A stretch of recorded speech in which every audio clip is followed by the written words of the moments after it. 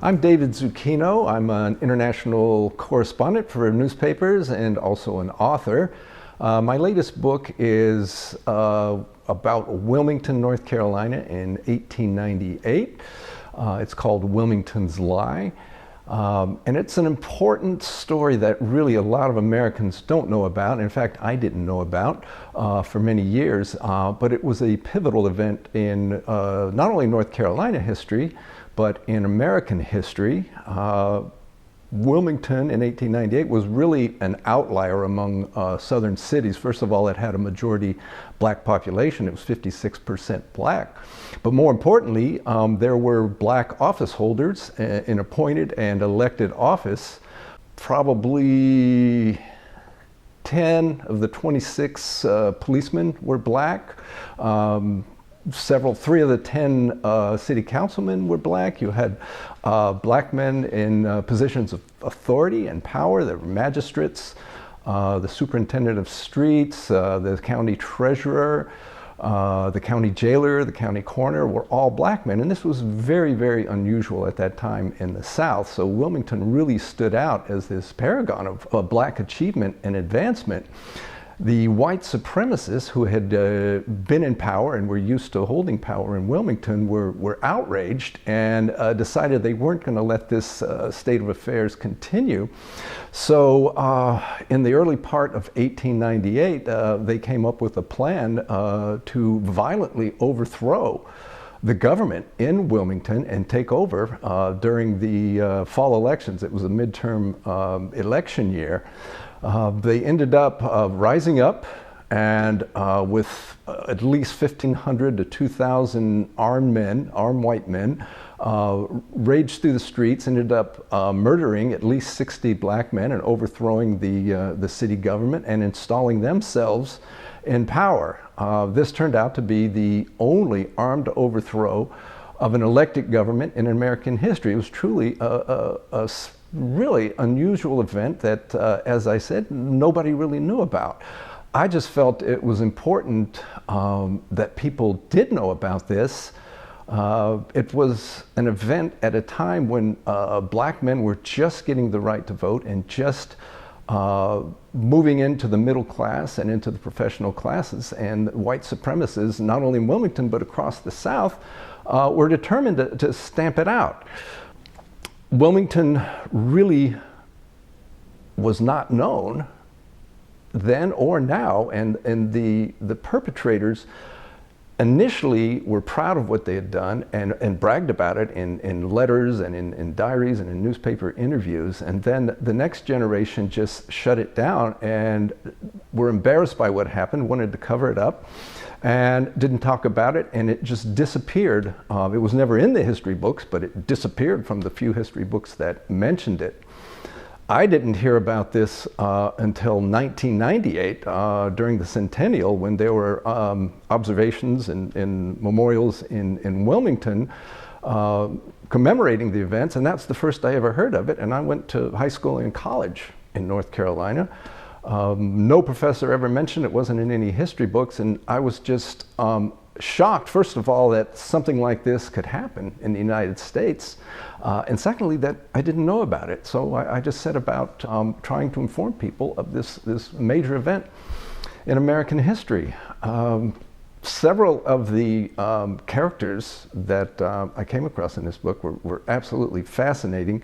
One was Colonel Alfred Moore Waddell, who was a Confederate general who was also a newspaper editor and an orator, and he was one of the perpetrators and leaders of what came to be a coup and a white riot. Another perpetrator was Josephus Daniels, who was the publisher of the News and Observer, which was the largest and most influential paper in North Carolina. And Josephus came up with a sort of a fake news campaign and a propaganda campaign to portray black men as illiterate, intelligent, and not capable of holding office or of voting, and at the same time completely corrupt and not fit to hold public office.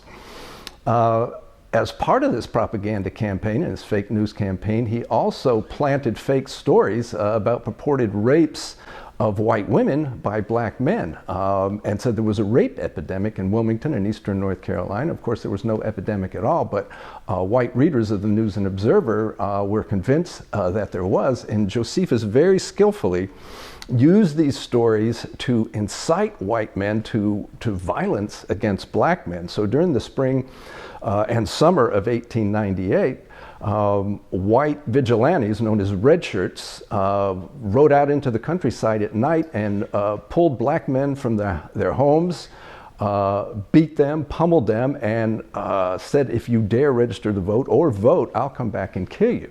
So that really subdued the black vote leading up to the election in November. At the same time, the white supremacists also had their own militias. There were 2 militias in Wilmington, and they were basically the National Guard of the day. They were supposed to report to the governor in Raleigh, but in fact, they were made up entirely of white supremacists and led by white supremacists. So they were used as tools, as basically the muscle, along with the red shirts, to intimidate black men and keep them from voting. So as the election approached, they terrified the black population and also announced to the world that they were going to perpetrate a coup, that they were going to take over the government by the ballot or the bullet, as they put it, and were very open about what they were going to do. And this attracted, as you can imagine, the national press, which was, of course, all white then, but these major newspapers, the New York Times, the Washington Post, the Philadelphia Inquirer, Chicago Tribune, every major newspaper sent the reporters down to cover what they called the race war in Wilmington. And in Wilmington, they were met at the train station by white supremacist leaders and given cigars and whiskey, and they arranged for their lodging. And they essentially practiced what we would call today embedding. They took the reporters and sent them around with these white supremacist militias and filled them with a false narrative that black men were stockpiling weapons and planning a major riot to overthrow the government and kill white men and rape white women. And the white reporters bought this story. That was the story America got.